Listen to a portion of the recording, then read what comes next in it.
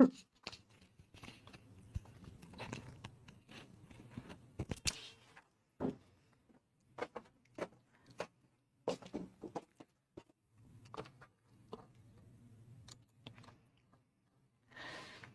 And welcome to all my champion. सारे champions को very very good morning. सारे champions को गुड मॉर्निंग। संगम, आयुष, नागा लक्ष्मी, सारे चैंपियंस को वेरी वेरी। बस थोड़ा सा ये बचा हुआ था। क्या बचा हुआ था? थोड़ा सा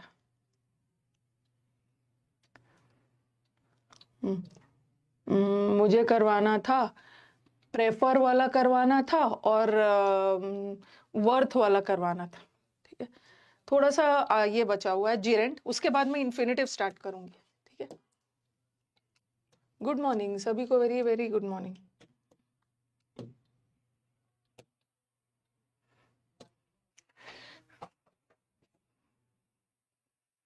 आपका क्लास सही से नहीं चल रहा है तो एक बार क्लास को क्विट करके फिर से रीज्वाइन करिए। ठीक है, और उसके बाद भी दिक्कत होता है तो टीम है आपके पास, उनसे बात कर लीजिए। गुड मॉर्निंग हेतल, शिवकांत, अंकित, काजल, सारे चैंपियंस को very very good morning. Okay, तो चलो स्टार्ट किया जाए। कौन सा वर्ड जीरेंड लेता है जो मैं करवा रही थी? ठीक है, उसमें से मैंने आपको रिमेंबर वाला करवाया। रिमेंबर जीरेंड भी लेता है, रिमेंबर इन्फिनेटिव भी लेता है। ओके, हाँ।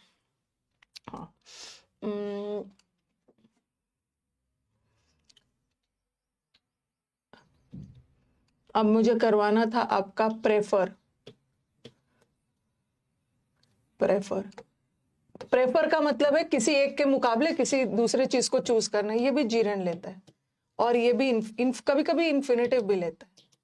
ऐसा क्वेश्चन आया है, देखो। ऐसा आया, आई प्रेफर। ये आपको प्रीवियस पेपर में मिलेगा। I prefer.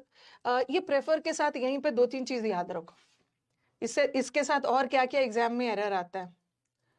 ठीक है, जहां भी प्रेफर वर्ड दिख गया ना, इससे क्या क्या एरर आता है। एक तो सबसे पहला एरर आता है, प्रेफर के साथ दैन लगा के दे देते हैं। प्रेपोजिशन का एरर आता है, प्रेफर के साथ दैन नहीं लगाते, प्रेफर के साथ टू लगता है।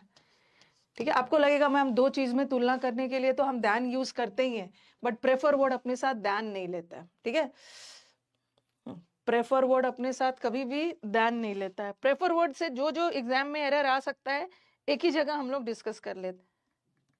ठीक है, हम फिर प्रेपोजिशन चैप्टर में भी कर लेंगे। एक चीज और बता दो, देखो। चलो एक चीज और, प्रेफर वर्ड से एग्जाम में क्या क्या एरर आता है। एक तो प्रेफर वर्ड से एग्जाम में, इसको हम बाद में डील करेंगे। एक तो प्रेफर वर्ड से एग्जाम में स्पेलिंग का एरर आता है। स्पेलिंग के एरर में देखो क्या कैसे आता है कि प्रेफर के साथ तो सिंगल आर होता है। ठीक है, प्रेफर के साथ, रेफर के साथ, ट्रांसफर के साथ, सब में सिंगल आर होता है। लेकिन जब इसका पास्ट टेंस बनता है ना, तो आर डबल हो जाता है। जब इसका पास्ट टेंस बनाते हो तो डबल आर हो जाता है। रेफर में भी सिंगल आर होता है बट इसके पास्ट टेंस में डबल आर। ट्रांसफर में भी सिंगल आर बट इसके पास्ट टेंस में डबल आर। और जब हम इसका एडजेक्टिव बनाते हैं तो प्रेफरेबल बनाते हैं तो उसमें सिंगल आर रहता है। ठीक है, एक तो एग्जाम में इसका स्पेलिंग एरर भी आता है। ओके, प्रेफर के साथ सिंगल वाला आर, जब इसका पास्ट टेंस बनता है तो डबल आर हो जाता है। और जब इसका एडजेक्टिव बनाते हैं प्रेफरेबल तो फिर भी सिंगल आर ही रहता है। एक ये एरर आता है प्रेफर का। और दूसरा एरर प्रेफर के साथ क्या आता है कि एग्जाम का फेवरेट एरर है, प्रेफर के साथ हमेशा दैन लगा देते हैं। इसको हम प्रेपोजिशन चैप्टर में पढ़ेंगे, लेकिन चूंकि प्रेफर वर्ड पढ़ रहे हैं तो यहाँ ये भी डिस्कस कर लेते। प्रेफर के साथ दैन ना लगा के प्रेफर के साथ टू लगाना। से लिखा, I prefer coffee than tea. मेरे को चाय से ज्यादा कॉफी पसंद है। चाय की तुलना में मेरे को कॉफी ज्यादा पसंद है। तो आप लगेगा मैम चाय और कॉफी के बीच में कंपैरिजन हो रहा, दैन लगना चाहिए ना। बट प्रेफर वर्ड कभी भी अपने साथ दैन नहीं लेता, प्रेफर वर्ड हमेशा अपने साथ टू लेता। एक तो ये भी एरर आता है और एक और एरर आता है। जीरेंड और इन्फिनेटिव वाला लास्ट में डिस्कस करेंगे। साइड में कहीं लिखते जाइए। ठीक है, साइड में लिखते जाओ।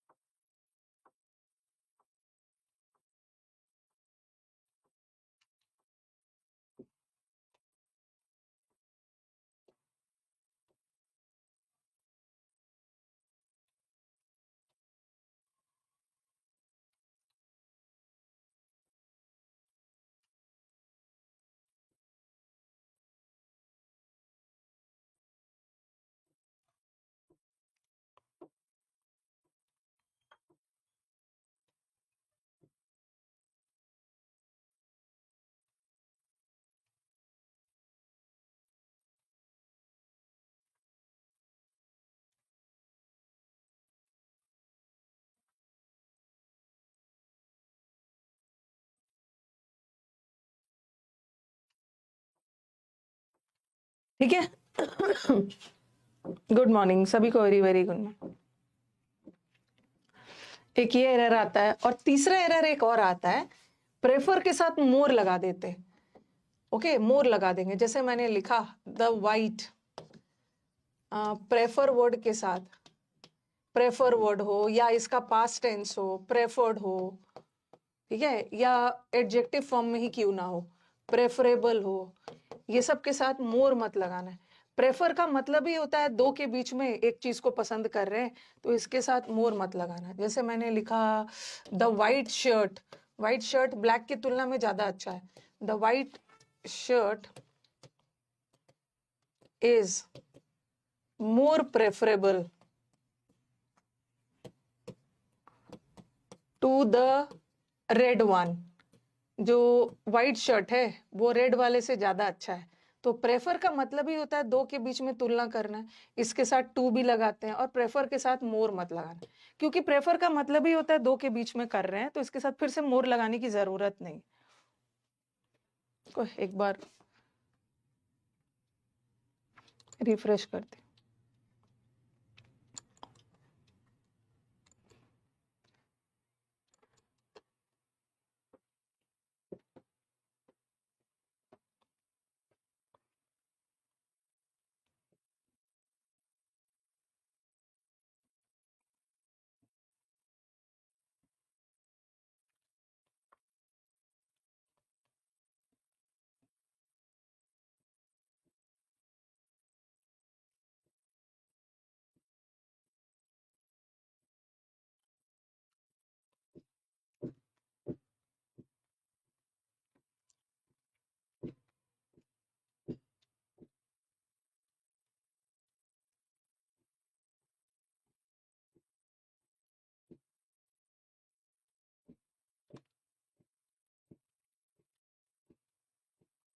ठीक है, लिख लिया। अब आते हैं इस पे।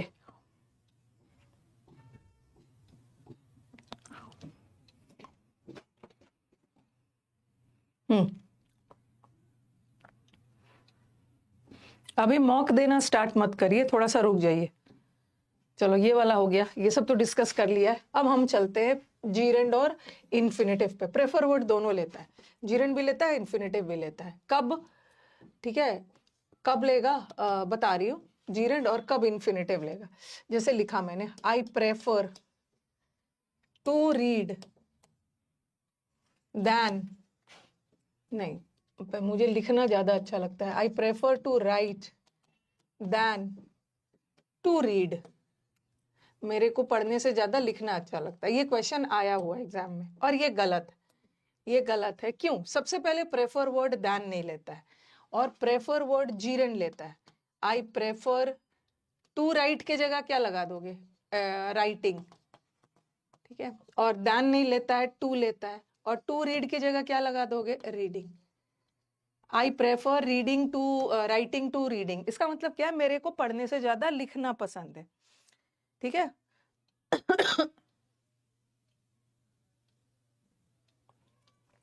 मेरे को पढ़ने से ज्यादा लिखना पसंद है, तो प्रेफर वर्ड जीरेंड लेता है। और ये मेरा एक हैबिट है, यहाँ मैं हैबिट की बात कर रही हूँ ना। मेरे को लिखना ज्यादा अच्छा लगता है, पढ़ना ज्यादा अच्छा नहीं लगता है। हैबिट की बात हो रही है, और जब भी हैबिट वगैरह की बात हो रही है, तो हम क्या लगाएंगे? जीरेंड लगाए, जीरेंड, ओके, जीरेंड लगाएंगे। अब इन्फिनेटिव कब लगेगा? और जीरेंड में मैंने बोला है ना कि एक्शन कंप्लीट होता है, बट इन्फिनेटिव में एक्शन कंप्लीट नहीं होगा। अगर सेंटेंस ऐसा रहता है, I will prefer to go by train. मैं चाहूंगी ना कि, मैंने बस का जिक्र नहीं किया, अंडरस्टूड है कि मैं बस या कार के कंपैरिजन में मैं ट्रेन से जाना पसंद करूंगी। तो आप बोलोगे कि मैम आपने तो बोला है कि प्रेफर वर्ड हमेशा अपने साथ जीरेंड लेता है, बट यहाँ पे आपने इन्फिनेटिव लगा दिया।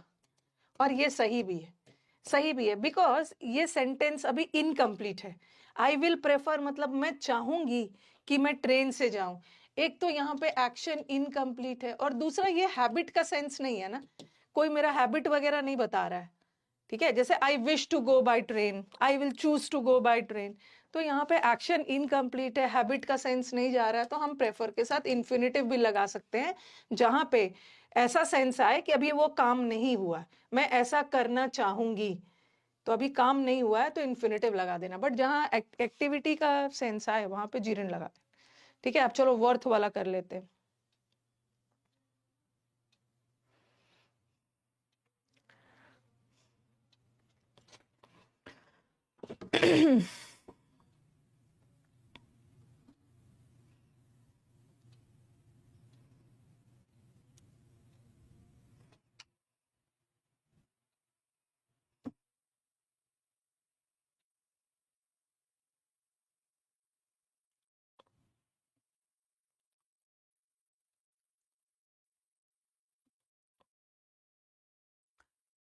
ओके, अब वर्थ वाला आ जाओ।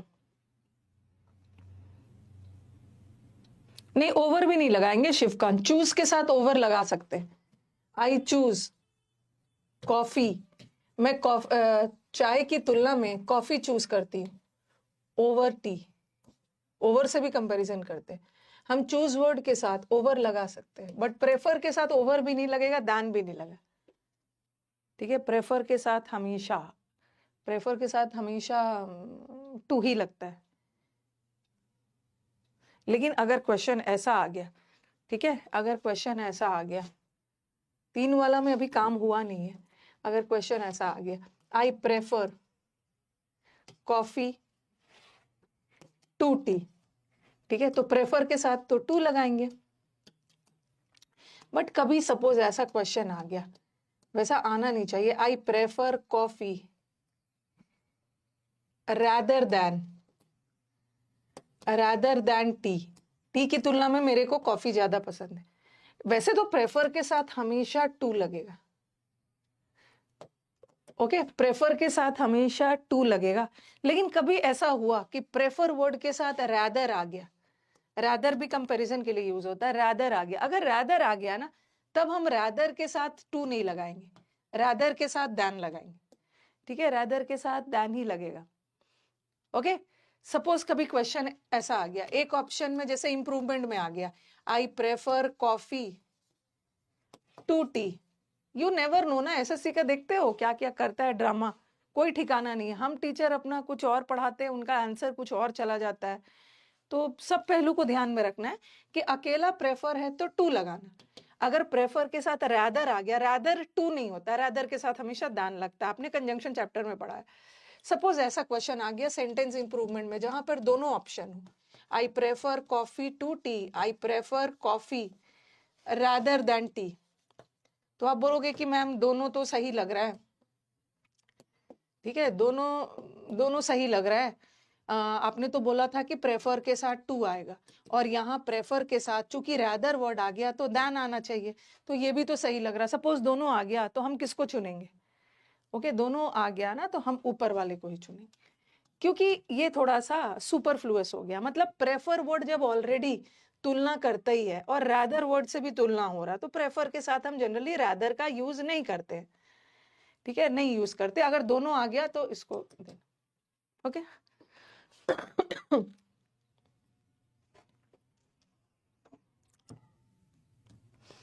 अब क्या बोला जाए, मतलब कल एसएससी का आंसर किया है, आप लोगों ने देखा होगा। मतलब हम टीचर्स भी ना एकदम परेशान हो गए। जब हम लोग इतना चिड़चिड़ हो गए, परेशान हो गए, तो मैं समझ सकती हूँ स्टूडेंट्स की क्या हालत होगी। मतलब अब बताओ कि कोई एग्जाम में 20 मतलब 5 क्वेश्चन रॉन्ग हो जाता है ना, तो हंगामा हो जाता है। एक क्वेश्चन पेपर में 5 क्वेश्चन रॉन्ग हो गया तो हंगामा हो जाता है। यहाँ पे उसने 20 क्वेश्चन का आंसर उलटफेर कर दिया। 20 नहीं, चलो 19 को मानो, एक में 10 किया है और एक में 9 किया है। और सबसे मतलब इरिटेशन वाली बात क्या है ना, कि कुछ कुछ क्वेश्चन का आंसर सही था, पहले से सही था, और बाद में सुधार के गलत कर दिया। उसी वजह से ना, जो बच्चों का नंबर पहले सही था और बाद में जब रिवाइज्ड आया तो उनका आंसर कम हो गया, मतलब नंबर कम हो गया। 10 तो 18 वाले शिफ्ट में, 18 वाले शिफ्ट में 10 था ना, फिर 20 वाले में तो और 9 क्वेश्चन।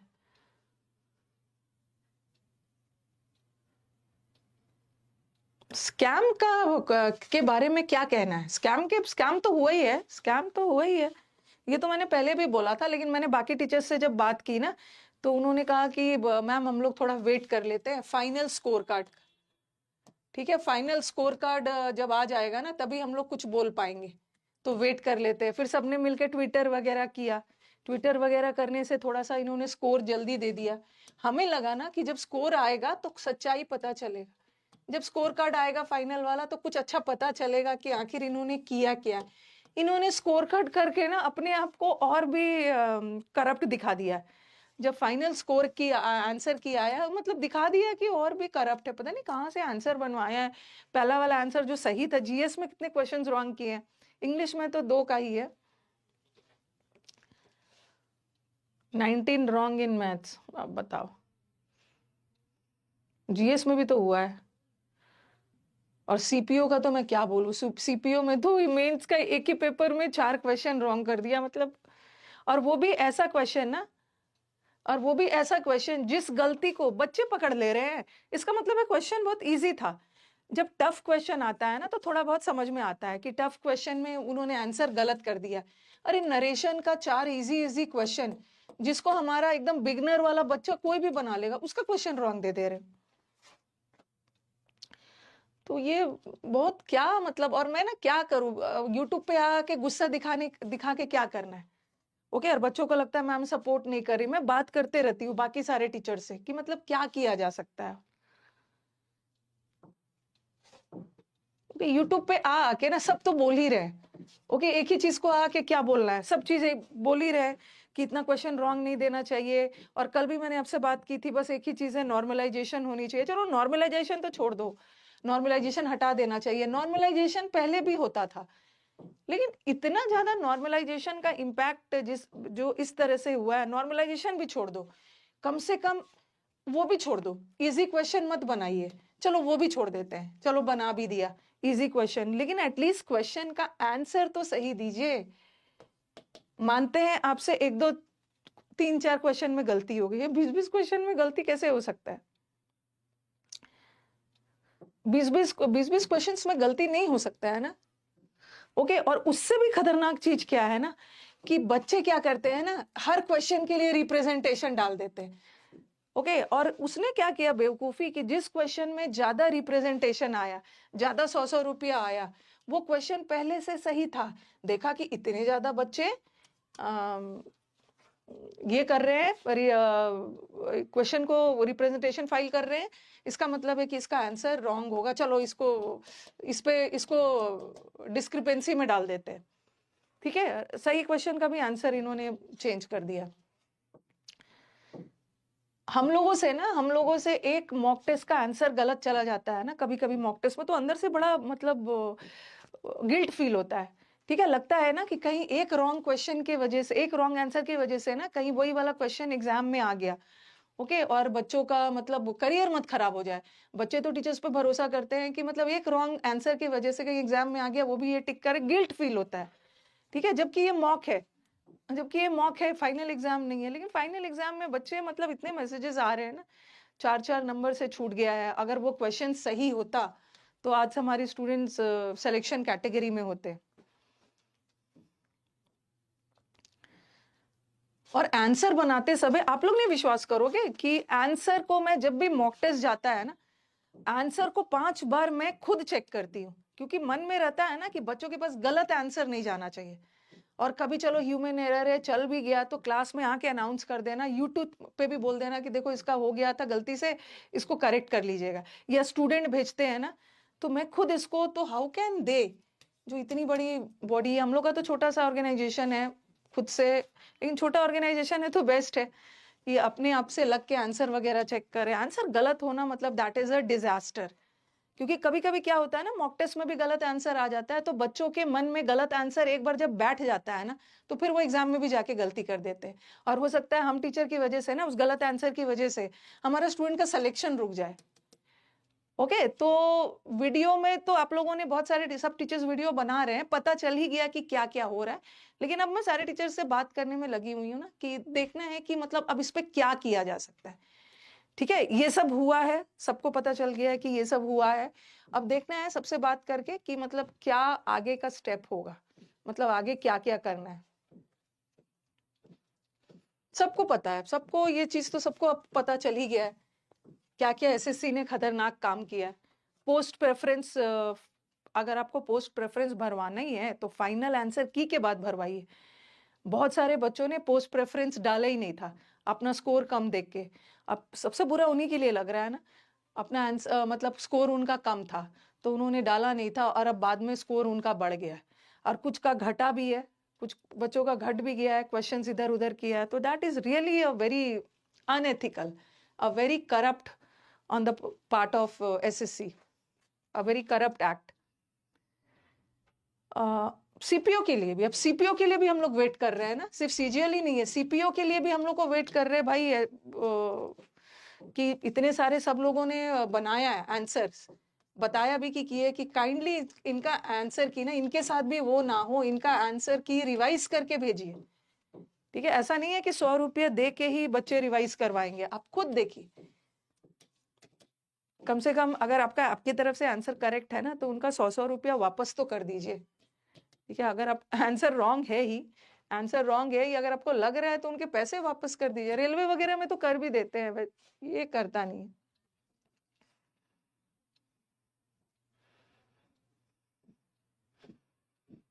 जो हमारे अभी 2025 वाले स्टूडेंट्स हैं तो आप डिस्टर्ब मत होइए। 2025 वाले स्टूडेंट्स डिस्टर्ब नहीं होना है। डिस्टर्ब होके क्या करोगे, देखो क्या होता है, हो सकता है आने वाले समय में ना इतना चारों तरफ से आवाज उठाया जा रहा है तो एक्ट करे और आने वाले इस साल के एग्जाम में ऐसा कुछ ना हो। क्योंकि एक शिफ्ट में पेपर करवाना प्री में तो पॉसिबल नहीं है, मेंस में कुछ हद तक पॉसिबल है, कर सकते हैं। अरे आप 2 ही शिफ्ट में करवाओ ना, पहले भी तो आप 2-3 शिफ्ट में करवाते थे, अब 2-3 शिफ्ट में करवाओ। आप नॉर्मलाइजेशन भी करो, वैसे नॉर्मलाइजेशन होना नहीं चाहिए बट नॉर्मलाइजेशन का जो फायदा होना चाहिए ना, मैंने इतने साल से मैं पढ़ा रही हूँ, 5-10 नंबर का फायदा हो जाता है। किसी का पेपर टफ आ गया है, किसी का इजी आ गया, तो नॉर्मलाइजेशन में 5-10 मैक्सिमम 15 तक जा रहा है। यहाँ तो 30-30-40 का नॉर्मलाइजेशन जा रहा है। उसके बाद भी मतलब अब क्या बोलूं मैं, ओके 30-30-40 का जा रहा है और उसके बाद भी आंसर्स रॉन्ग आ जा रहा है। और सबसे बड़ा डिजास्टर, जब बच्चों का मैसेज देखती हूँ ना कि पोस्ट प्रेफरेंस फाइनल आंसर की के बाद भरवाइए, ताकि बच्चों को पता चल जाए ना कि यही मेरा असली स्कोर है, इसके अकॉर्डिंग भरे। तो वही है ना कि वही चीज है कि अब देखो क्या बात करते हैं, सबसे क्या किया जा सकता है। ओके, जो भी करना है टीचर्स और स्टूडेंट्स को मिलकर करना है, क्या किया जा सकता है आगे, ये सब तो सब टीचर्स यूनाइट होके एक साथ बात करेंगे कि आगे अकेले अकेले तो होगा नहीं। ओके, हाँ, इतना अच्छा सा एग्जाम है, हो रहा है, अब इतना ज्यादा घोटाला कर दोगे, अब आ जाओ वर्थ वाला आ जाओ। ये सब चीज से लगता है ना कि अरे हम लोग टीचर्स हैं, आप लोग स्टूडेंट हो, हमारा काम है पढ़ना नहीं सॉरी, हमारा काम है पढ़ाना, आपका काम है पढ़ना, और टीचर्स भी पढ़ते हैं, ऐसा नहीं है। तो लगता है ना कि ये सब अननेसेसरी की चीजें है। जब भी एग्जाम का रिजल्ट आता है ना तो एक खुशी होनी चाहिए अंदर से कि चलो सिलेक्शन हो गया। सिलेक्शन के बाद भी बच्चे मतलब एग्जाम के रिजल्ट के बाद भी बच्चे दुखी है। ठीक है, जो डिजर्व करते थे उनका हुआ नहीं है, और जो जिनका हुआ है ना, मतलब ऐसा नहीं है कि बहुत सारे बच्चों का ऐसा हुआ है तो ऐसा नहीं है। देखो, ऐसा नहीं है कि हम लोग जिनका सिलेक्शन हुआ है हमको उनको कुछ भी बोल देंगे। काफी सारे बच्चों का सिलेक्शन हुआ है अपने मेरिट पे ही, लेकिन बहुत सारे बच्चे ऐसे हैं ना जो ये गलत आंसर और जो 20 क्वेश्चन है उसके चक्कर में उनका सिलेक्शन हो गया है। ठीक है तो वो भी हमारे स्टूडेंट्स, लेकिन होता है कि जस्टिस तो हमारे उन स्टूडेंट्स को मिलना चाहिए ना जो डिजर्व करते थे, जिसका नहीं हुआ। ठीक है, तो आप जिसका हो गया उसको भी रखो ना। अब एसएससी हम लोग यही प्रे करेंगे, जिसका हो गया उसको भी रखो और कुछ ऐसा करो। कुछ तो आउट ऑफ वे आपको जाना होगा ना, कुछ तो ऐसा करना होगा कि जो बच्चे हमारे सफरर्स हैं उनको भी एंट्री मिल जाए। तो चलो अब वर्थ वाला करते हैं। लगता है ना कि जब से रिजल्ट आया है तब से इन्होंने ड्रामा करके रखा हुआ है कि अब लग रहा है सिलेक्शन हो गया, हंसी खुशी जैसे पहले होता था, अब ये अपने लाइफ में आगे बढ़े। ओके, और बुरा लगता है जिनका लास्ट अटेम्प्ट है, 3-3 साल से तैयारी कर रहे हैं, जैसे जैसे टीचर्स बोलते हैं ना बच्चे ने ऐसे किया, एग्जाम भी अच्छा गया उनका, बट फिर भी उनका सिलेक्शन नहीं है। ओके, तो चलो वर्थ वाला कर लेते हैं। वही मैं सोचती हूँ ना कि स्टूडेंट्स के साथ ये सब शेयर करने से बेटर है ना कि मैं टीचर से बात करूं कि आगे क्या किया जा सकता है। इसीलिए मैं बहुत ज्यादा स्टूडेंट्स को भी डिस्टर्ब नहीं करती। वर्थ, वर्थ का मतलब होता है के लायक। ओके, के लायक, के लायक। अब आ जाओ, वर्थ वर्ड भी अपने साथ जीरण लेता है। ये भी एग्जाम का फेवरेट क्वेश्चन, ये भी अपने साथ जीरण लेता है आईएन। ये सब होता है क्या है ना, बीच बीच में ये सब डिस्कस करने के बाद क्लास का फ्लो खत्म हो जाता है। ओके, क्लास का फ्लो खत्म हो जाता है और फिर एक मोमेंटम टूट जाता है। मैंने लिखा दिस बुक, अभी तो एसएससी इसका स्टेनो का तो स्किल टेस्ट का डेट्स आ गया है। This book is worth to read, ये बुक पढ़ने लायक। फिर है this movie is worth to watch. बच्चे की मैम आप पोस्ट क्यों डाल रहे हो? जिन बच्चों का सिलेक्शन हुआ है ना वो नकली है, उसमें से सब नकली थोड़ी है। और हम लोग का पोस्ट ना बहुत पहले से शेड्यूल हो जाता है, ठीक है? जब रिजल्ट आता है तभी से वो शेड्यूल रहता है, वो जाते रहता है।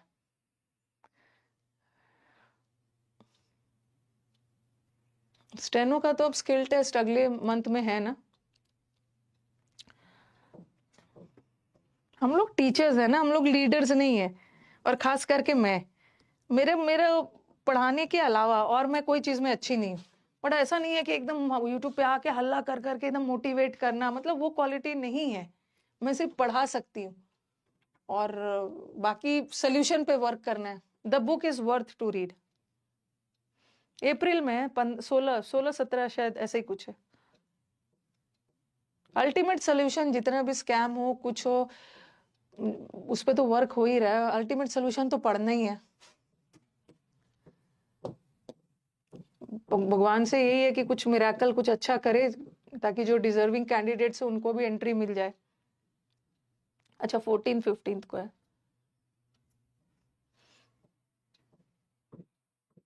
किसी क्वेश्चन का आंसर अगर कंफ्यूजन है तो सब तरफ से सोच के आंसर बनाना होता है, बट कुछ भी दे दे रहे। ये बुक पढ़ने लायक है, ये मूवी देखने लायक है। और वर्थ वर्ड हमेशा जीरण लेता है। This book is worth reading, this movie is worth watching, worth watching. ऐसे नहीं बोलते हिमांशु, किसी टीचर के बारे में ऐसे नहीं बोलते, ठीक है? किसी टीचर के बारे में ना, मतलब आपके गुरु का आपको मजाक उड़ाने का कोई हक नहीं है। अभी आप उस पोजीशन, अगर उस पोजीशन में भी आ भी जाते हो ना तो आप, क्योंकि आपने पढ़ा कहीं से भी, आपने पढ़ा तो उन्हीं लोगों से है, तो कभी भी अपने गुरु का मजाक मत उड़ाइए, ठीक है? नहीं बोलना है किसी टीचर के बारे में ना, कुछ भी नहीं बोलना है, क्योंकि आप लोग ना बैक एंड में नहीं जानते हो कि चीजें क्या होती है।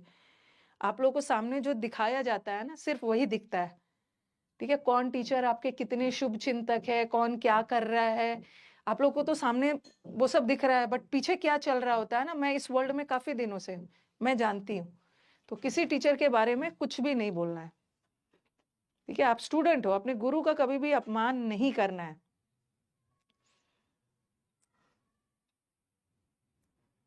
इतना पीटूंगी ना रूपक आपको, वो झूठ बोल रहा है, वो सच बोल रहा है, आपको क्या पता है कि पीछे कौन झूठ बोल रहा है, कौन सच बोल रहा है, क्या कर रहा है, जब चीजें आप लोग बहुत दूर हो।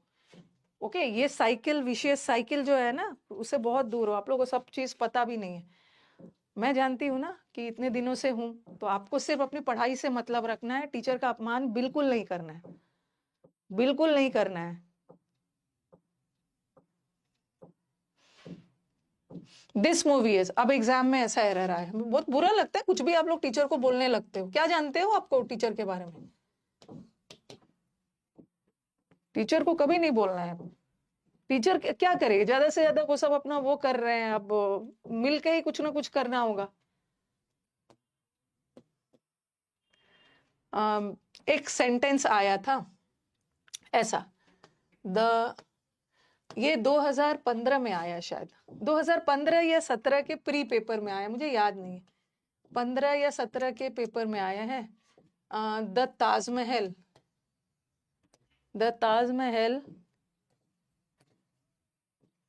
इज अ वर्थ वॉचिंग या वर्थ सीइंग था, ऐसा था, वर्थ सीइंग मॉन्यूमेंट, मतलब ताजमहल है वो देखने लायक इमारत है। ठीक है, ऐसा वाला क्वेश्चन आया।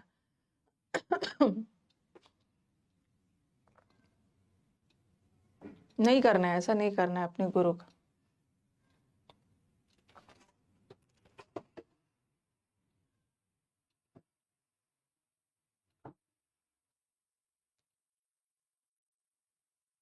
आप लोग के मन में है ना कि जो वीडियो बना रहा है वो बेस्ट है, जो नहीं बना रहा है उसको कोई फर्क नहीं पड़ता है। अरे अलग अलग लोगों का टेंडेंसी होता है, कुछ सोल्यूशन पे वर्क करते हैं।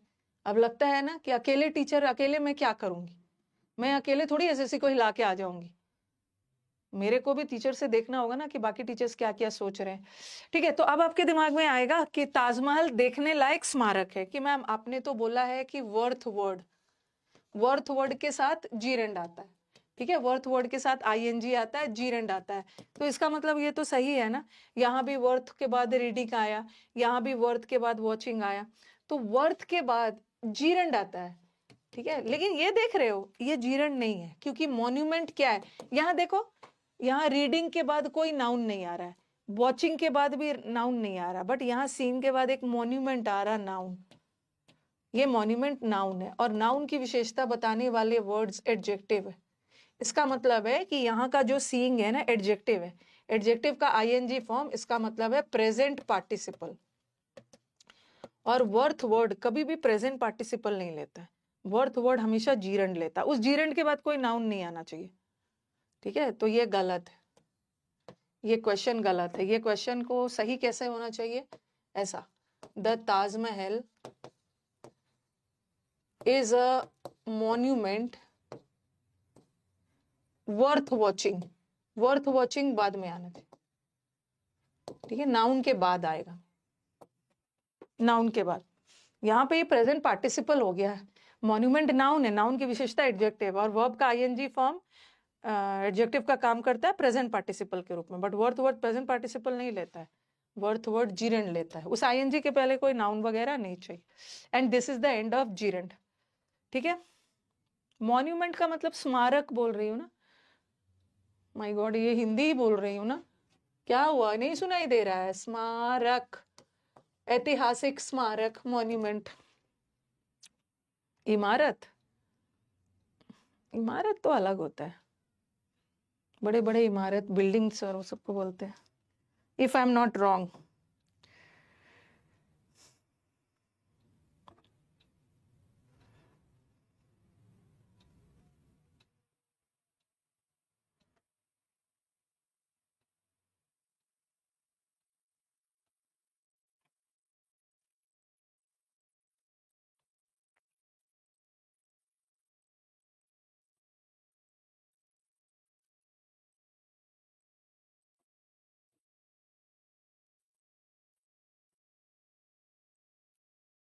ठीक है, चलो अब इन्फिनेटिव पे दिमाग लगाते हैं।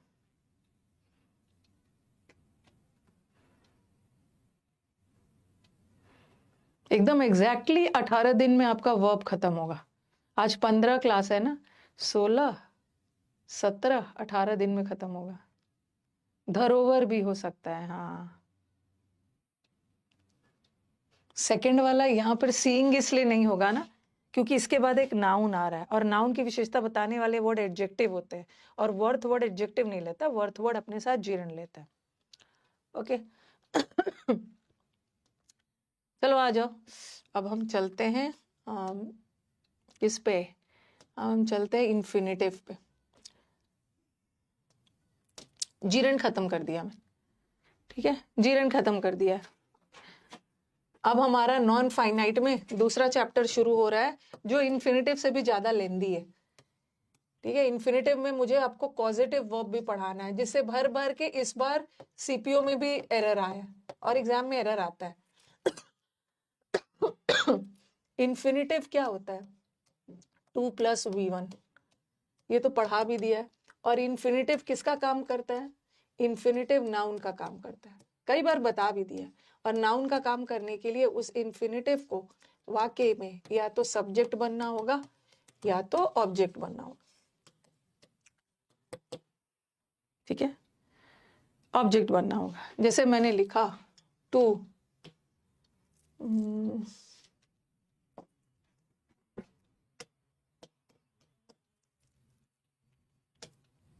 ये लिखा है टू लर्न या to curb violence, to curb violence, the area was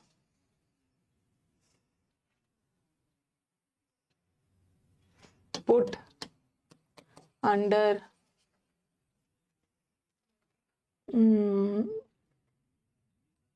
surveillance. हिंसा को कंट्रोल करने के उद्देश्य से एरिया को निगरानी में रखा गया। ठीक है, निगरानी में रखा गया। तो यहाँ पे मेन सब्जेक्ट क्या है? ये सब्जेक्ट मेन है, ये मेन सब्जेक्ट। और आप बोलोगे कि मैम ये टू कर्ब सब्जेक्ट कैसे होगा? 2 + V1 ये इन्फिनेटिव है, और इन्फिनेटिव भी वाक्य का सब्जेक्ट बन सकता है। और ये वाला सब्जेक्ट नहीं है, ये वाला क्वालिफायर है। ओके, सब्जेक्ट कॉम्प्लीमेंट है। सब्जेक्ट के बारे में अतिरिक्त जानकारी दे रहा है ना। टू कर्ब, क्या कर्ब करना? वायलेंस, हिंसा रोकने के उद्देश्य से एरिया को सर्विलांस में रखा गया। ठीक है, तो इन्फिनेटिव सब्जेक्ट ऑब्जेक्ट दोनों हो सकता है।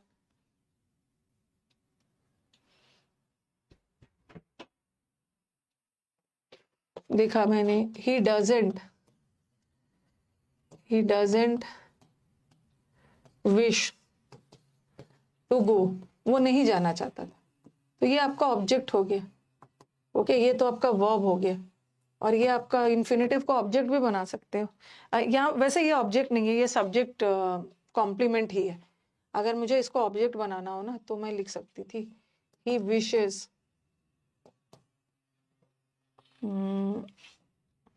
या he likes to paint, उसको पेंट चाहिए। सब्जेक्ट ऑब्जेक्ट कुछ भी हो सकता है।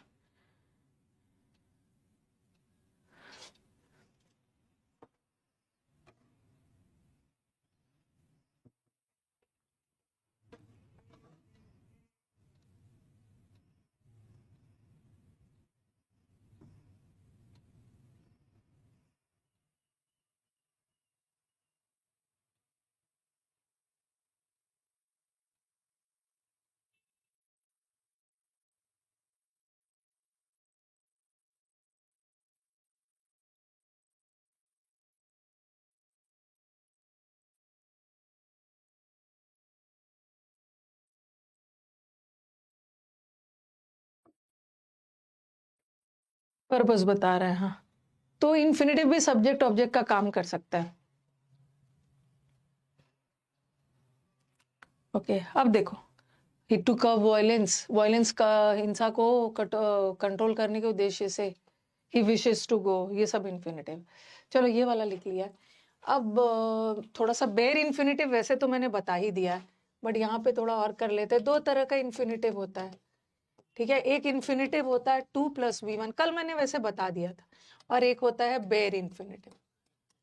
बेयर इन्फिनेटिव का मतलब है इन्फिनेटिव का सेंस दे रहा है बट उसके साथ टू नहीं लगा, विदाउट टू। ठीक है, विदाउट टू। कल मैंने आपको एक एग्जाम्पल भी दिया था।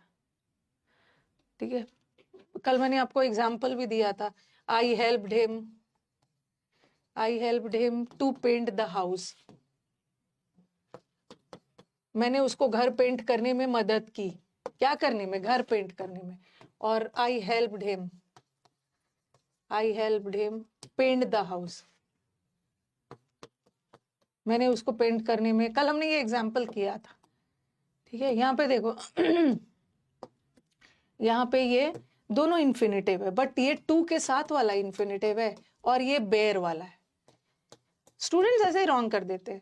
ठीक है, ये वाला क्वेश्चन, ये वाला सेंटेंस जब एग्जाम में ऊपर वाला आता है ना तो बच्चों को गलती नहीं लगता है कि चलो I helped him to paint तो हो गई, लेकिन जब ये वाला आ जाता है I helped him paint the house, तो उनको लगता है कि मैम यहाँ पे गलती है, आई हेल्प्ड हिम टू लगना चाहिए, to paint. Helped word to के साथ वाला भी इन्फिनेटिव लेता है, और ये भी सही है, ये भी सही है। ये मैं अभी आपको करवाऊंगी इन्फिनेटिव चैप्टर में कि कौन बेयर लेता है, कौन टू के साथ वाला लेता है। ठीक है, पहले तो मैं इन्फिनेटिव का थोड़ा टेंस बताऊं, उसके बाद हम इन्फिनेटिव पे चलेंगे। बस अभी इतना समझ जाइए कि इन्फिनेटिव क्या होता है, नाउन होता है। अब बोलोगे मैम जीरेंड भी तो नाउन होता है, तो जीरेंड आईएनजी फॉर्म में होता है और इन्फिनेटिव V1 फॉर्म में होता है। ठीक है, और इन्फिनेटिव नाउन होता है, और नाउन है तो इसका काम है सब्जेक्ट ऑब्जेक्ट का काम करना। और दो तरह का इन्फिनेटिव होता है, एक टू के साथ V1 वाला, और एक बेयर इन्फिनेटिव भी होता है। बेयर इन्फिनेटिव मतलब वो भी नाउन का सेंस ही देता है, बट उसके साथ टू नहीं लगा है। ठीक है, उसके साथ टू नहीं लगा है। अब आ जाओ, अब ध्यान से चीजों को सुनना है। ये तो इसके पहले भी मैंने बहुत बार समझा दिया, अब हम इन्फिनेटिव का टेंस करेंगे। थोड़ा ध्यान से सुनना, ये सब बहुत जरूरी है।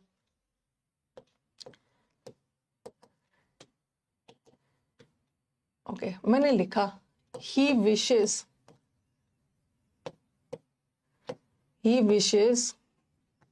to admire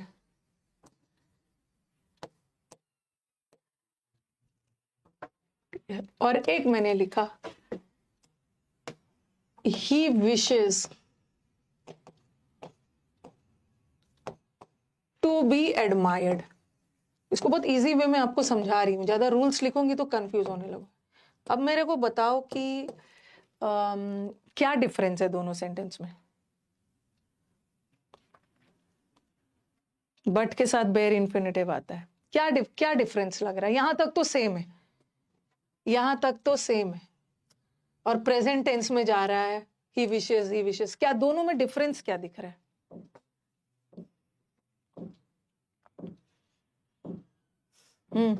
टू एडमायर और टू बी एडमायर्ड, ये भी इन्फिनेटिव ही है, ये भी इन्फिनेटिव ही है, और ये भी इन्फिनेटिव है। देखो, टू के बाद V1 आया, और फिर टू के बाद B आया, और B भी तो वर्ब का V1 फॉर्म ही होता है ना, 2 + B1, ये भी तो वर्ब का V1 फॉर्म ही होता है। ठीक है, और फिर इस B के बाद ING भी आ सकता है, और इस B के बाद V3 भी आ सकता है। और आपको जब मैं मॉडल वर्ब पढ़ा रही थी तो बताया था ना कि B के बाद ING आ गया तो वो एक्टिव है, और B के बाद अगर थर्ड फॉर्म आ गया तो वो पैसिव है।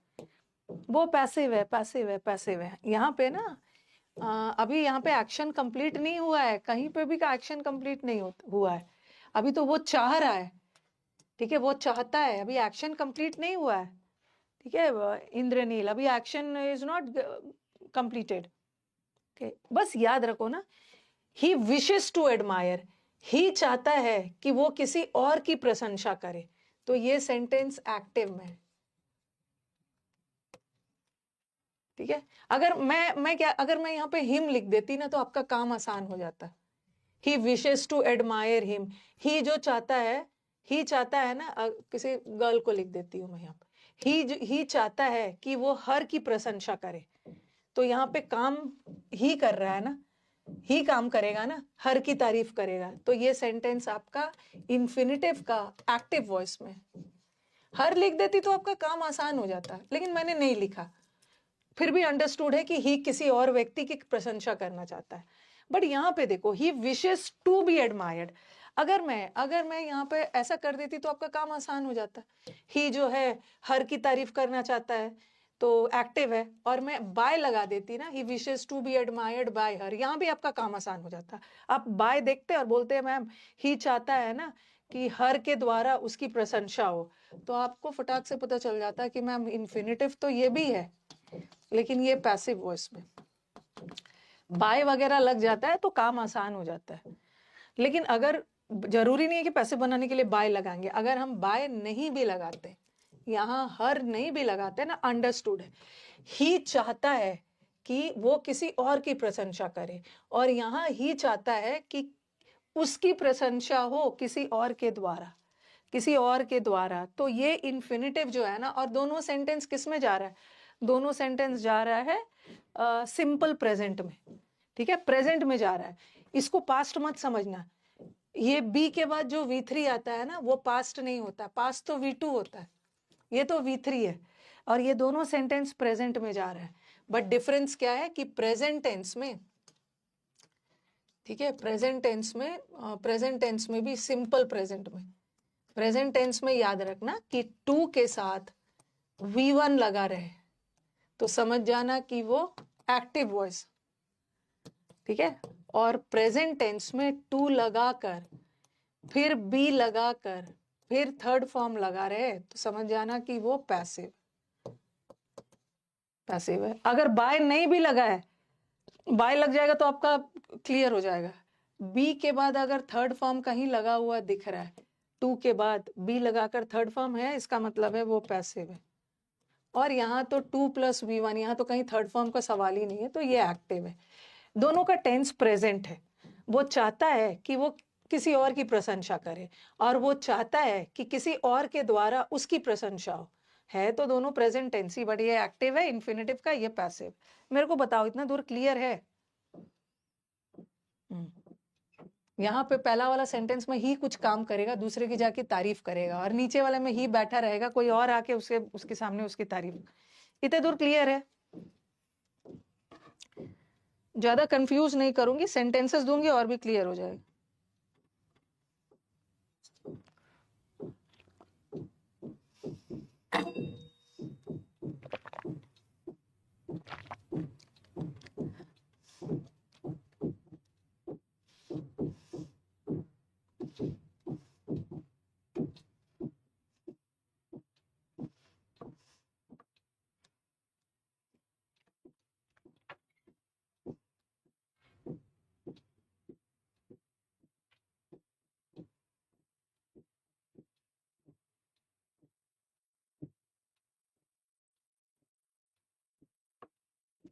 इतना दूर क्लियर है, ठीक है। अब एक ये आता, अब मैं और एक देती हूँ, पहले आप इसको लिख लीजिए। सिंपल प्रेजेंट टेंस में 2+V1 इन्फिनिटिव का एक्टिव वॉइस में जाता है, और 2+B+V3 पैसिव वॉइस में जाता है।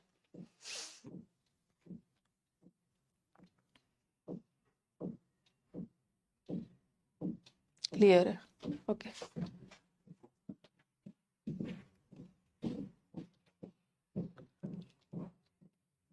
रुको,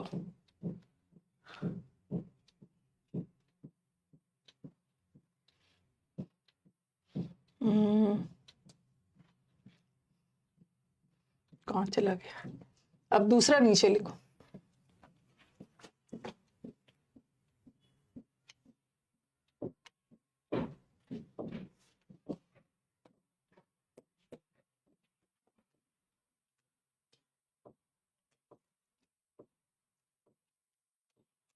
या he admits to have arrested, ठीक है, अब मैं परफेक्ट मिला रही हूं, और उसने स्वीकार किया, और he admits to have been arrested। अब दोनों सेंटेंस में डिफरेंस बताओ, दोनों सेंटेंस के बीच का डिफरेंस बताओ।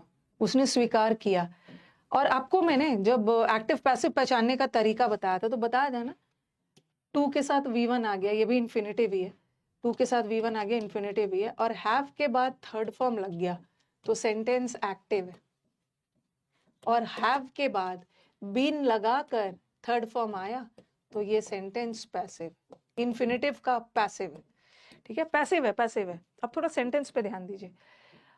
इस सेंटेंस में क्या है, ही स्वीकार कर रहा है एक्टिव वॉइस में कि उसने किसी को अरेस्ट किया, ही ने एडमिट किया कि हाँ हाँ मैंने उसको अरेस्ट किया है, कोई पुलिसमैन होगा वो स्वीकार कर रहा है कि उसने उसको अरेस्ट किया। लेकिन यहाँ पे ही एडमिट कर रहा है कि उसको अरेस्ट किया गया, ही ने स्वीकार किया कि उसने किसी को अरेस्ट नहीं किया गया, उसे पुलिस के द्वारा अरेस्ट किया गया, बट यहाँ ही किसी और को अरेस्ट कर रहा है, ठीक है। तो लेकिन सेंटेंस का टेंस परफेक्ट है, परफेक्ट मतलब काम हो चुका है। ओके, काम हो चुका है, काम हो चुका है, स्वीकार किया, तो ये सेंटेंस एक्टिव है। तो अगर हम परफेक्ट टेंस देखें, परफेक्ट टेंस में इन्फिनेटिव का मतलब क्या है? जैसे to plus have plus third form आ गया ना, to plus have plus third form, that is active. और टू के बाद इन्फिनेटिव है तो टू तो लगाना ही है, to plus have plus been लगा के थर्ड फॉर्म आ गया, तो ये सेंटेंस पैसिव। एक बार मैं फिर से बताऊंगी, अब पहले इसको लिखो, फिर से बताऊं। अब बोलोगे कि मैम पिछला वाला सेंटेंस में भी तो एक एक्टिव था दूसरा पैसिव था, यहाँ भी तो एक एक्टिव है दूसरा पैसिव है, बट पहला वाला का टेंस सिंपल प्रेजेंट था, ठीक है, सिंपल प्रेजेंट में था, और ये वाला का टेंस परफेक्ट में है। परफेक्ट का मतलब होता है कि काम हो चुका है। कल मैं जो इन्फिनेटिव का परफेक्ट टेंस बता रही थी ना, यहाँ पे मैं आपको फिर से एक्सप्लेन करूं, ये क्वेश्चन एग्जाम में आता है, और ये मतलब ऐसे वाले क्वेश्चंस को ना हम टफ क्वेश्चंस के कैटेगरी में डाल सकते हैं, जहाँ पे स्टूडेंट्स का अगर कॉन्सेप्ट क्लियर नहीं है तो वो रंग कर देंगे।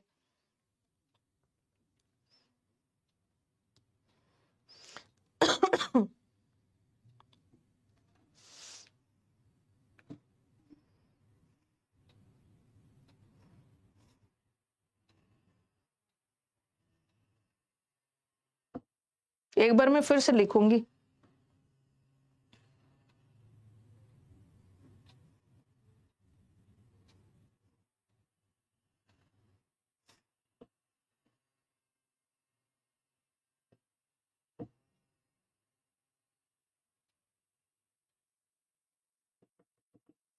ठीक है, ओके, चलो एक बार मैं आपको फिर से लिख पाऊं, सेंटेंस से और भी अच्छा से क्लियर हो जाए। अब आप बोलोगे कि मैम आपने प्रेजेंट टेंस में लिखवाया था, सिंपल प्रेजेंट में, आपने जब प्रेजेंट टेंस में लिखवाया था, लिखवाया, और एक है परफेक्ट। परफेक्ट का मतलब है काम कंप्लीट है, परफेक्ट नाम इसका इसीलिए पड़ा, सिंपल प्रेजेंट टेंस में काम इनकम्प्लीट होता है, काम अभी हुआ नहीं है, और परफेक्ट टेंस में काम हो चुका है। ठीक है, इन्फिनेटिव में का परफेक्ट टेंस ही एक ऐसा टेंस होता है जहां पे काम हो चुका है। ओके, अब देखना सेंटेंस, अब मैंने लिखा जैसे एक्टिव वॉइस, एक्टिव वॉइस में पहला वाला सेंटेंस में लिखा था ना, ही विशेस टू गो, ठीक है, टू प्लस वी वन। उसी तरह परफेक्ट टेंस में एक्टिव वॉइस में क्या था, टू, क्योंकि परफेक्ट है ना, परफेक्ट का मतलब ही होता है हैज प्लस वी थ्री, या हैड प्लस वी थ्री, या हैव प्लस वी थ्री। तो आप बोलोगे कि मैम तब फिर आप हैज और हैड क्यों नहीं लगा रहे हो? क्योंकि टू के बाद हैज नहीं आता है, टू के बाद हैड नहीं आता, टू के बाद वर्ब का वी वन फॉर्म आता है, इसीलिए मैंने to plus have plus V three लगाया। ठीक है, तो आप बोलोगे कि मैम ये भी तो एक्टिव वॉइस में है, टू प्लस वी वन, और ये भी तो एक्टिव वॉइस में, बट डिफरेंस क्या है कि ये एक्टिव वॉइस का सिंपल प्रेजेंट टेंस है, यहाँ पे काम इनकम्प्लीट है। जब भी सिंपल प्रेजेंट आ गया ना, काम इनकम्प्लीट है, और ये भी तो एक्टिव वॉइस है बट ये परफेक्ट का है, इसका मतलब है कि काम कंप्लीट है, काम कंप्लीट है। अब आ जाओ पैसिव, अब हम पैसिव में आते हैं।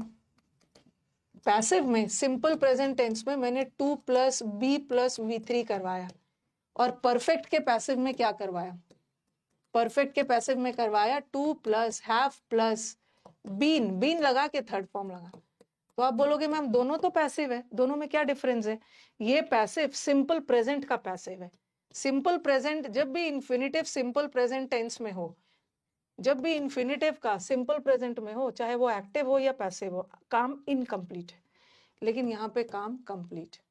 आप इतना लिखिए, आधा आपको सेंटेंस के थ्रू समझ में आ जाए। राइट, लिखिए इसको, कमेंट बॉक्स में अपने दिमाग लगा रहे।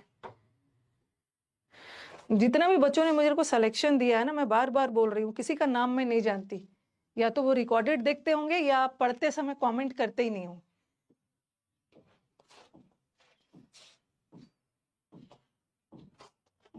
अब मैं आपको एग्जांपल्स दूंगी।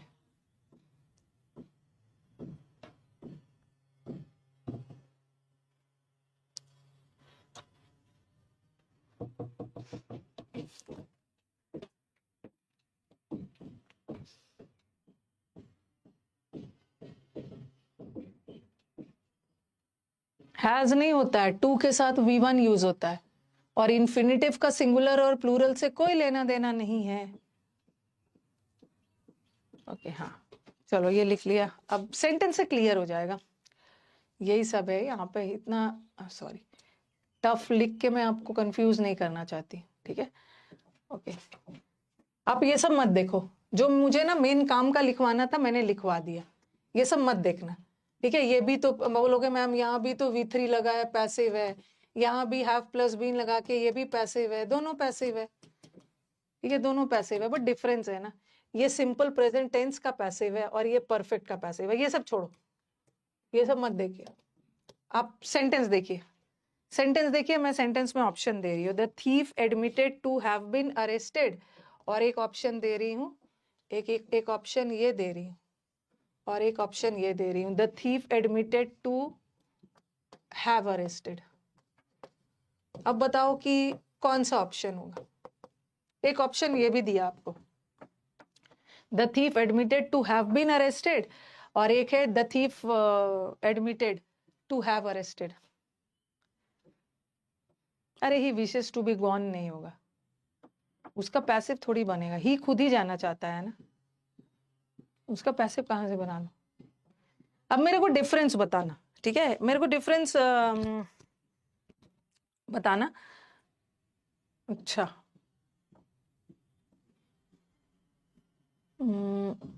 लास्ट वाला सेंटेंस मत लिखना, ठीक है, लास्ट वाला का मैंने ऑप्शन यहीं पे डाल दिया।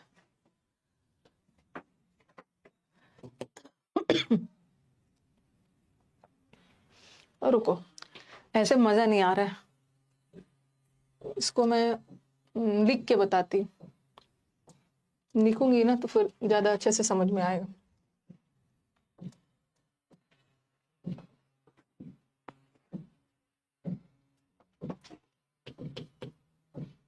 स्लाइड में तो खैर ऐसे ही लेके आ जाती हूँ, बट लिख के भी बताती हूँ। द थीफ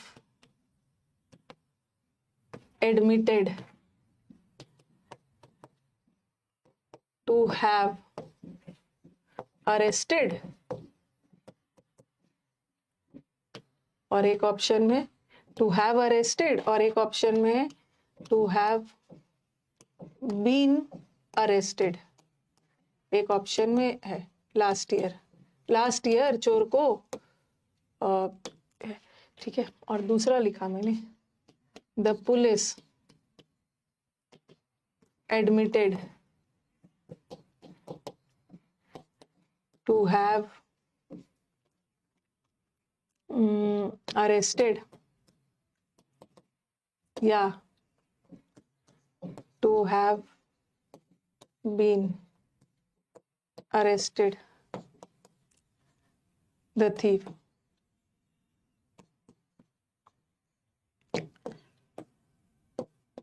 चलो मेरे को बताओ सेंटेंस, दोनों मतलब काम हो चुका है कि पुलिस ने स्वीकार, सॉरी चोर ने स्वीकार किया। देखो ये सेंटेंस परफेक्ट है, मतलब टेंस परफेक्ट है, परफेक्ट टेंस है ना, to plus have plus V3 perfect है, बट ये परफेक्ट का एक्टिव वॉइस, आपको मैंने बताया भी है कि हैव के बाद V3 लग गया तो एक्टिव वॉइस, लेकिन यही हैव के बाद बीन लगा के V3 लगाओ तो ये पैसिव, और ये सेंटेंस परफेक्ट है क्योंकि लास्ट ईयर मतलब चोर की गिरफ्तारी हो चुकी है, इसलिए तो चोर स्वीकार कर रहा है ना, चोर स्वीकार कर रहा है कि मेरे को गिरफ्तार किया गया, मैंने बाय द पुलिस नहीं लगाया, काम हो चुका है, तो हमें परफेक्ट रखना है। लेकिन परफेक्ट तो दोनों है, हमारा सेंटेंस क्या जाएगा, एक्टिव जाएगा कि या पैसिव जाएगा। थीफ ने स्वीकार किया, टू हैव अरेस्टेड, इसका मतलब है कि थीफ ने किसी को गिरफ्तार किया, चोर जाके किसी को थोड़ी गिरफ्तार करेगा, चोर गिरफ्तार होगा, अरेस्ट होगा पुलिस के द्वारा, तो ये सेंटेंस को पैसिव जाना चाहिए, तो ये हो, और काम हो चुका है गिरफ्तारी, तो परफेक्ट टेंस में जाओ, ये नहीं पैसिव में जाए। लेकिन हाँ, थीफ को, पुलिस के द्वारा थीफ को अरेस्ट किया गया। द पुलिस एडमिटेड, पुलिस ने स्वीकार किया कि हमने चोर को पकड़ा है, इसका मतलब है कि पुलिस ने स्वीकार किया, मतलब काम पुलिस ने किया है ना, इसका मतलब है पुलिस डूअर है और पुलिस एक्टिव है, और जब हमारा डूअर एक्टिव है तो सेंटेंस को एक्टिव वॉइस में जाना चाहिए। पुलिस ने स्वीकार किया कि हमने पकड़ा है, पुलिस को चोर के द्वारा थोड़ी पकड़ा गया, तो ये सेंटेंस जाएगा एक्टिव में। ठीक है, यहाँ पुलिस ने काम किया चोर को गिरफ्तार करने का काम, और यहाँ चोर ने कोई काम नहीं किया, पुलिस के द्वारा उसको गिरफ्तार किया। ठीक है, इतना दूर क्लियर है?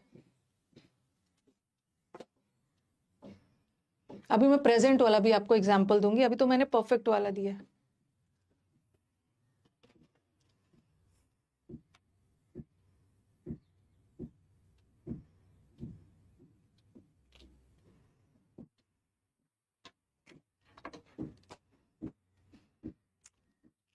यहाँ पे काम हो चुका है, बस याद रखना ना, इन्फिनिटिव का जब भी परफेक्ट टेंस आ गए, have plus to plus have plus V3 भी परफेक्ट होता है, और to plus have plus been लगा के V3 भी परफेक्ट होता है।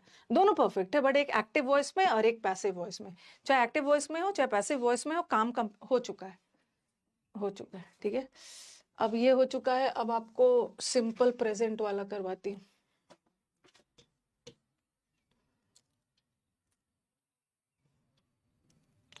I have some questions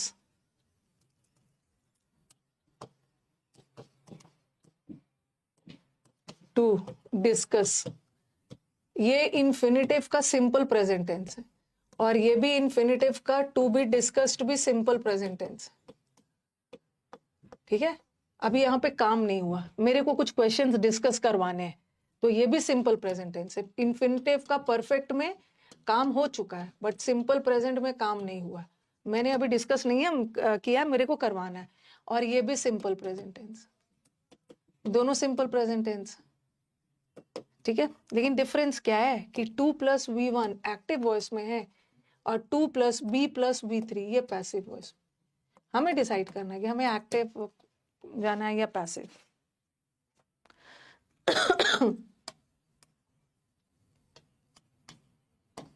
The questions to discuss या to be discussed were difficult। अभी यहाँ पे काम हुआ नहीं है, अभी मेरे को क्वेश्चन डिस्कस करना है, और दोनों सिंपल प्रेजेंट टेंस है और इनकम्प्लीट है, परफेक्ट में कंप्लीट होता है।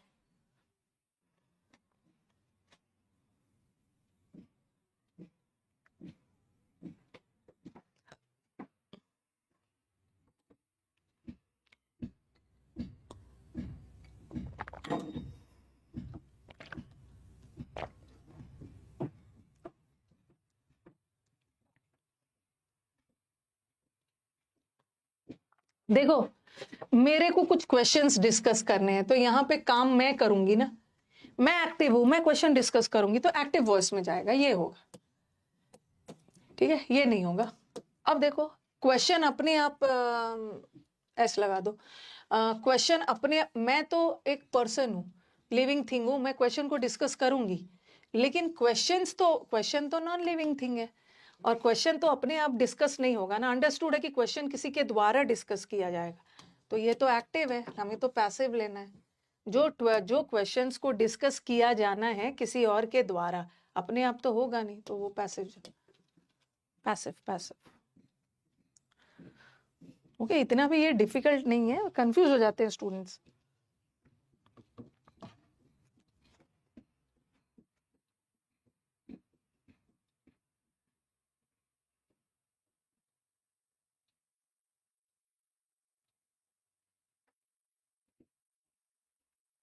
टू बी डिस्कस्ड होगा। ठीक है, अब एक क्वेश्चन लिख लिया होगा, ये वाला क्वेश्चन मैंने एग्जाम का लिया, पुअर वाला।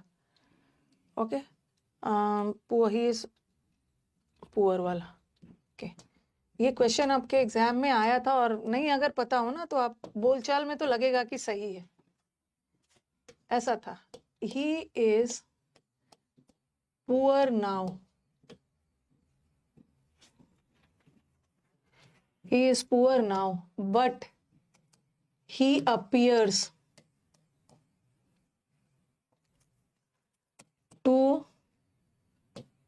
be rich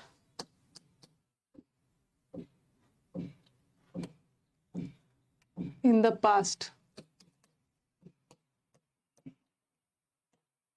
अगर मैं पास्ट नहीं भी लगाती, ओके, अगर मैं पास्ट नहीं भी लगाती फिर भी अंडरस्टूड है। अब देखो जरा सेंटेंस देखना, जरा हमारा सेंटेंस देखना, ही इज पुअर नाउ, ठीक है, अभी वो गरीब है, बट ऐसा प्रतीत हो रहा है ना कि पहले वो अमीर था। ये क्वेश्चन आपका आया हुआ है, बहुत सारे स्टूडेंट्स को नो एरर लगेगा। अब मुझे बताओ, ये बताओ कि ये क्या है, इन्फिनेटिव का टेंस भी बताना। ये रिच तो एडजेक्टिव हो गया, ठीक है, ये इन्फिनेटिव है 2+v1, ये इन्फिनेटिव है 2+v1 इन्फिनेटिव है, और ये इन्फिनेटिव का कौन सा टेंस है, सिंपल प्रेजेंट में। ऐसा प्रतीत हो रहा है ना कि एक समय में 2+b सिंपल प्रेजेंट है, इन्फिनेटिव का सिंपल प्रेजेंट टेंस है। तो आप मुझे बताओ कि पहले तो मुझे बताओ सिंपल प्रेजेंट टेंस का एक्टिव वॉइस है, इस सेंटेंस को पहले मुझे बता दो, एक्टिव होना चाहिए या पैसिव होना चाहिए।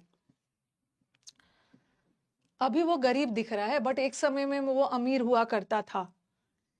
पहले मुझे बस एक लाइन बताओ कि इस सेंटेंस को एक्टिव जाना चाहिए या पैसिव।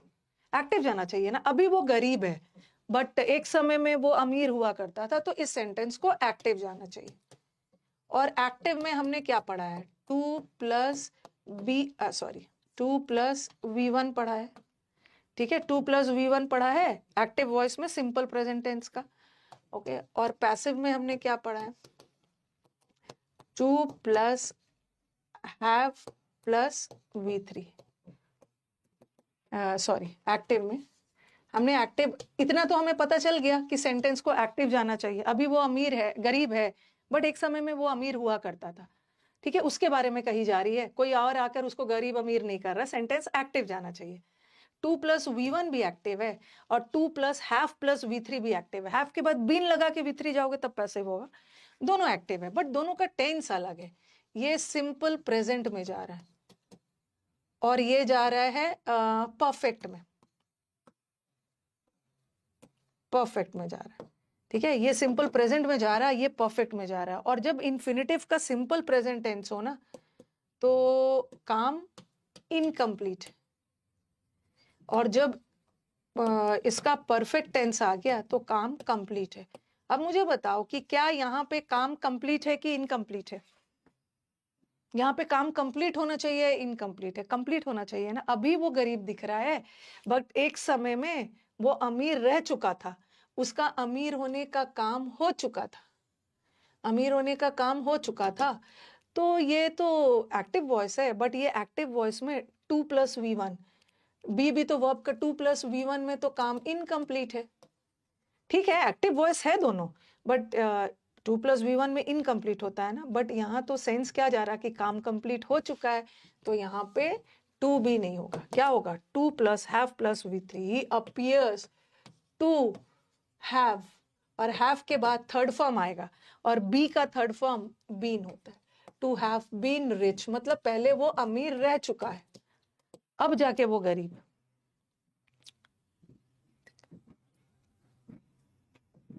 अपीयर्स को नहीं करेगा, अरे इसके साथ छेड़छाड़ थोड़ी करो, इसके साथ छेड़छाड़ नहीं करना है, ये तो फाइनाइट वर्ब है, इसके साथ नहीं करना।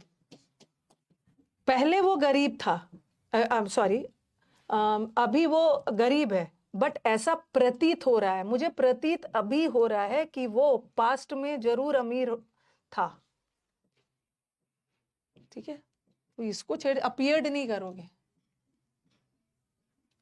इसको साथ छेड़छाड़ नहीं करो।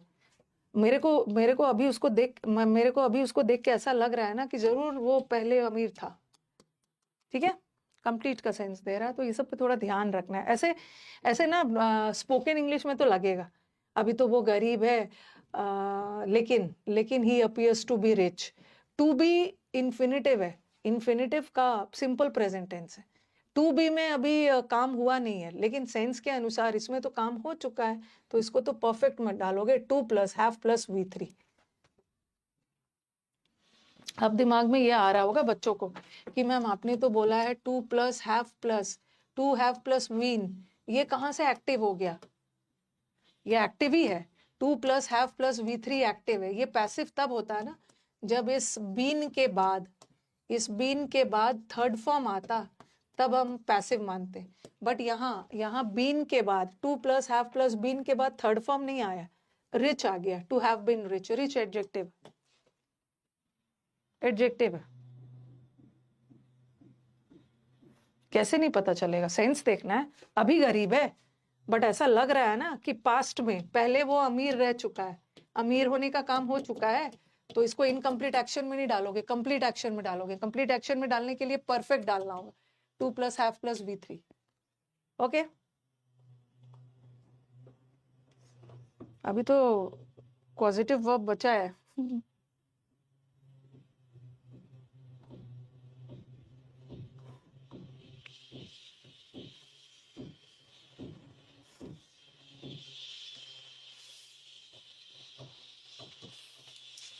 ओके, जैसे ऐसा क्वेश्चन भी एक दे रही, he denied to steal the money। Deny का मतलब, हाँ, उसने नकार दिया कि उसने पैसे चुराए हैं। देखो, डिनाई वर्ड का मतलब होता है ना, डिनाई का मतलब होता है किसी चीज के लिए नकार देना। नकारना मतलब मना करना। जैसे मतलब डिनाई वर्ड का मतलब है कि खंडन करना, मना करना, कि आपने मतलब आप पे कोई इल्जाम लगाया जा रहा है और आप मना कर रहे हैं कि नहीं नहीं मैंने ऐसा नहीं किया। ठीक है, इसका मतलब है कि काम हो चुका है। उसने डिनाई किया कि मैंने पैसे नहीं चुराए हैं। ठीक है, मैंने पैसे नहीं चुराए हैं। अब ये भी इन्फिनिटिव है, ये इन्फिनिटिव है और प्रेजेंट टेंस में। ठीक है, इन्फिनिटिव का, और ये आपका इनकम्प्लीट एक्शन है। इनकम्प्लीट मैंने आपको बताया है ना, 2 प्लस V1, और एक तो एक्टिव वॉइस में जाएगा, पैसा उसने चुराया है तो एक्टिव वॉइस में 2 प्लस V1, ये इनकम्प्लीट है। ठीक है, और 2 plus have plus V3, have के तुरंत बाद V3 आ गया तो वो भी एक्टिव वॉइस है और कंप्लीट एक्शन। अब मुझे बताओ कि क्या यहाँ पे एक्शन कंप्लीट है? नॉन फाइनाइट वर्ब में थोड़ा सा, उसीलिए बहुत सारे टीचर इसको एडवांस वर्ब बोल देते। कंप्लीट है। उसने नकार दिया कि उसने पैसे चुराए हैं, उसने मना कर दिया कि मैंने पैसे नहीं चुराए। ठीक है, इसका मतलब है कि पैसे चुराने का काम हो चुका है। इनकम्प्लीट में नहीं रखेंगे। He denied to have stolen the money, have के बाद V3, to have stolen.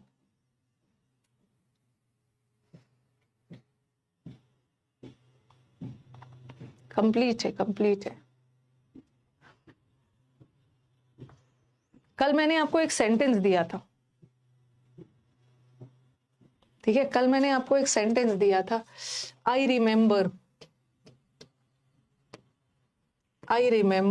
To meet him. ठीक है, और फिर मैंने लिखा था आई रिमेंबर मीटिंग हिम। यही मैं कल आपको करवा रही थी। और फिर मैंने लिखा I remember to have met him. तीनों सेंटेंस सही है। ठीक है, तीनों सेंटेंस सही है, बट तीनों का सेंस अलग है। ये देखो जरा, ये टू मीट, ठीक है, ये है 2 प्लस V1 और एक्टिव वॉइस में ही जा रहा है, क्योंकि मैं याद कर रहा हूं कि मेरे को उससे मिलना है। मिलने तो मैं जाऊंगा ना, मैं काम करूंगा, तो सारा सेंटेंस एक्टिव वॉइस में। ये 2 प्लस V1 है और ये 2 प्लस हैव प्लस V3 है। ठीक है, 2 प्लस हैव प्लस V3। अब मुझे बताओ, सेकेंड सेंटेंस को छोड़ो, मुझे पहला और तीसरा सेंटेंस में डिफरेंस बताइए। पहला और तीसरा सेंटेंस में क्या डिफरेंस? पहला और तीसरा सेंटेंस में डिफरेंस क्या है? I remember to meet him. To meet में एक्शन इनकम्प्लीट है। अभी मैं मिला नहीं हूं, मेरे को उससे मिलना है। ओके, 2 + V1 में एक्शन इनकम्प्लीट होता है, और हाफ प्लस V3 आ गया ना, half plus 2 + half plus V3 का मतलब ही होता है परफेक्ट। इसका नाम परफेक्ट इसलिए पड़ा क्योंकि काम परफेक्टली हो चुका है।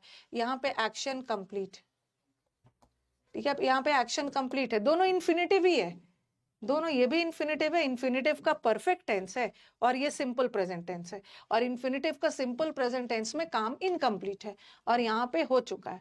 दोनों सेंटेंस करेक्ट है, लेकिन दोनों में डिफरेंस क्या है? आई रिमेम्बर, मुझे याद है कि मेरे को उससे मिलना है। अभी मैं उससे मिला नहीं हूँ, यस यस, मुझे याद है कि मुझे आज उससे मिलना है, ठीक है, लेकिन मुझे याद है कि मैं उससे मिला था। इसका मतलब है यहाँ पे ना आप ऑलरेडी मिल चुके हो।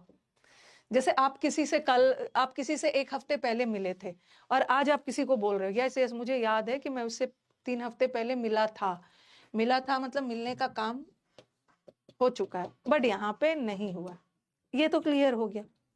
अब देखो, इन्फिनेटिव का सिंपल प्रेजेंट टेंस में इनकम्प्लीट होता है और पास्ट परफेक्ट में कंप्लीट है। अब बोलोगे कि मैम ये क्या है? ये जीरेंड है और जीरेंड में भी काम कंप्लीट है। मुझे याद है, उससे मिलना मेरे को याद है। आई रिमेम्बर, मुझे याद है कि मैं उससे मिला था। जीरेंड में तो काम कंप्लीट है। याद है, मुझे याद है कि मैं उससे मिला था, तो जीरेंड में भी काम कंप्लीट, और इन्फिनेटिव का परफेक्ट में काम कंप्लीट। इन्फिनेटिव का इनडेफिनेट में काम कंप्लीट नहीं है। अब हाँ, हाँ, जीरेंड भी लगा सकते हो नवनीत। जीरेंड इन्फिनेटिव डिनाई के साथ आप जीरेंड भी लगा सकते हो, लेकिन अगर इन्फिनेटिव लगाओगे तो परफेक्ट वाला, परफेक्ट वाला।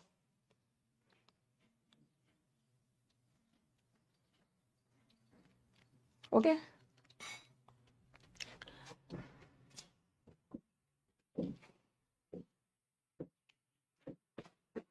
देखो, I deny doing the work, मैंने डिनाई कर दिया कि मैंने इस काम को नहीं किया, ठीक है, ये तो यहाँ पे वो लगा दिया, जीरेंड लगा दिया। और I deny to have done the work, यहाँ भी काम कंप्लीट। आई डिनाई, मैंने डिनाई किया कि मैंने इस काम को नहीं किया है, तो ये भी तो परफेक्ट है। यहाँ 2 + V1 मत लगाना, 2 + V1 में काम इनकम्प्लीट है, बट जीरेंड और इन्फिनेटिव का परफेक्ट में काम कंप्लीट है।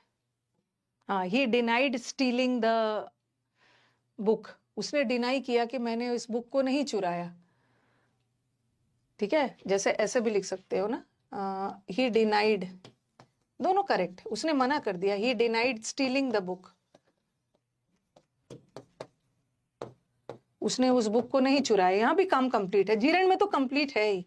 और ऐसा आ गया, ही डिनाइड टू स्टील आ गया, और एक जगह आ गया टू हैव स्टोलन आ गया, टू हैव स्टोलन आ गया, तो कौन सा करेक्ट है? चलिए बताइए। डिनाई का मतलब उसने मना कर दिया कि उसने बुक नहीं चुराया था, इसका मतलब है काम हो चुका है ना, तो हैव स्टोलन होगा, हैव स्टोलन।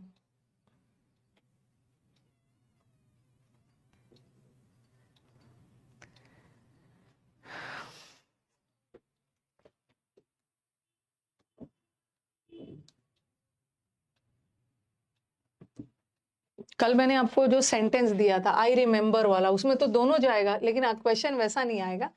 क्वेश्चन ऐसा आएगा, आई रिमेम्बर टू मीट या to have met him last night, ऐसा क्वेश्चन आएगा। अगर मैं लास्ट नाइट नहीं लिखती ना, तो दोनों जा सकता था करेक्ट। मुझे याद है कि मेरे को उससे मिलना है, और मेरे को याद है कि मैं उससे मिल चुका हूं, तो दोनों करेक्ट है। लेकिन एग्जाम में ऐसा नहीं देंगे ना, एग्जाम में कुछ ना कुछ तो क्लियर करेंगे। इन्होंने लास्ट नाइट लगा दिया कि मुझे याद है कि मैं उससे पिछली रात मिला था, मिलने का काम हो चुका है, तो इसको लगा, ये नहीं लगा। तो यही इन्फिनेटिव का टेंस वाला पार्ट है, तो ये सब थोड़ा याद रखना है। एक बार और रिवाइज कर लीजिएगा वीडियो को, बस इन्फिनेटिव वाला पार्ट देख लीजिएगा। अब फाइनली कल हम इन्फिनेटिव का वो करेंगे, यूजेस करेंगे, यूजेस याद रखो, जहां काम हो चुका है ना वहां परफेक्ट लगाना। परफेक्ट का मतलब ही है काम खत्म, परफेक्टली काम हो गया है।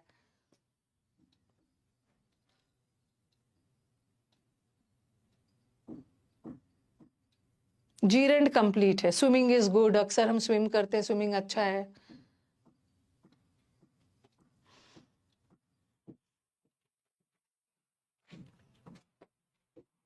कल, आज तो टाइम हो गया, कल हम लोग इन्फिनेटिव का यूजेस करेंगे। मैंने टेंस वाला पार्ट पढ़ा दिया, अब हम इन्फिनेटिव का यूज करेंगे, ठीक है।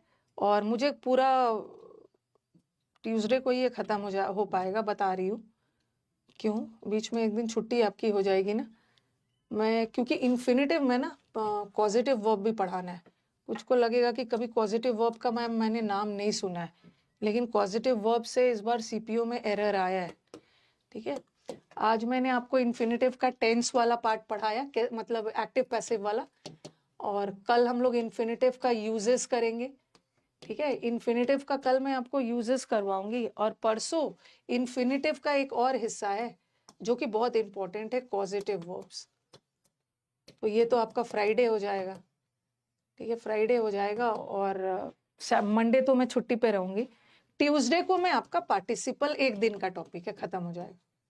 अब उसके बाद आपको भर भर के शीट्स दे दूंगी, ठीक है, भर के आपको शीट्स प्रोवाइड कर दूंगी। एक बार आज की क्लास थोड़ा सा टफ लगा, आज का क्लास थोड़ा टफ लगा आपको, तो एक बार रिवीजन कर लेना। हाँ, ट्यूसडे को वर्ब खत्म हो जाएगा। मेरे को और 3 क्लास चाहिए, एक क्लास इन्फिनेटिव के लिए, और पॉजिटिव वर्ब भी इन्फिनेटिव का ही है, इसको बहुत डिटेल में अच्छे से पढ़ाना हो। और पार्टिसिपल बहुत लेंदी नहीं है, एक दिन में खत्म हो जाए। मतलब एग्जैक्टली आज 15 क्लास है ना, 16-17, एग्जैक्टली 18वां दिन आपका वर्ब खत्म हो जाएगा। उसके बाद फिर हम लोग टेंस पढ़ेंगे, ओके। बहुत सारा शीट आपको प्रोवाइड कर दूंगी, ठीक है, आपको प्रोवाइड कर दूंगी मैं बहुत सारा शीट्स। अभी मैं शीट्स नहीं दे रही हूँ ना, ओके। मैंने आपको 2 शीट दिया है वर्ब का, अभी तीसरा नहीं दे रही हूँ, क्योंकि तीसरा में इन्फिनेटिव और पार्टिसिपल भी है। तो अब मैं क्या करूंगी, एक साथ सब खत्म करके और बहुत सारा शीट्स दे दूँ। पहले तो मैंने सोचा था ना, बट हो नहीं पाया, क्योंकि पहले मैंने सोचा था कि किसी हाल में फ्राइडे को आपका खत्म कर दूं। उससे क्या होता है कि सैटरडे संडे मंडे आपके पास 3 दिन टाइम था सारा शीट्स बनाने के लिए, बट हो नहीं पाया। हाँ, ये काम अभी इनकम्प्लीट है ना, जो क्वेश्चंस मेरे को डिस्कस करने हैं वो डिफिकल्ट है, अभी मैंने किया नहीं है, टू बी डिस्कस, जो डिस्कस किया जाएगा, ठीक है। आप एक बार रिवीजन करके आइए, एक बार रिवीजन करके आइए, और कोई दिक्कत है तो कल आप फिर से पूछ लीजिएगा, जो मैंने अभी इन्फिनेटिव वाला पढ़ाया। और कुछ ऐसा रॉकेट साइंस पढ़ाया नहीं यार, क्या पढ़ा दिया, 2+v1, और एक है 2+b+v3। क्या है, एक एक्टिव है और एक पैसिव है, और दोनों में एक्शन इनकम्प्लीट है, इनकम्प्लीट है। हम एक्शन को कंप्लीट तब मानेंगे ना जब 2+1/2+v3 आए, 1/2+v3 आएगा तभी परफेक्ट बनेगा, या 2+1/2+b+v3 आए, तभी हम एक्शन को कंप्लीट मानेंगे। कंप्लीट तब मानोगे जब 1/2+v3 आ गया, परफेक्ट आ गया, तब कंप्लीट होगा। और परफेक्ट में भी 1/2+v3 एक्टिव है और 1/2+b+v3 पैसिव है, दोनों कंप्लीट है, बट एक एक्टिव है एक पैसिव है, और यहाँ पे दोनों इनकम्प्लीट है, एक एक्टिव है एक पैसिव है, ओके। चलो रखते हैं।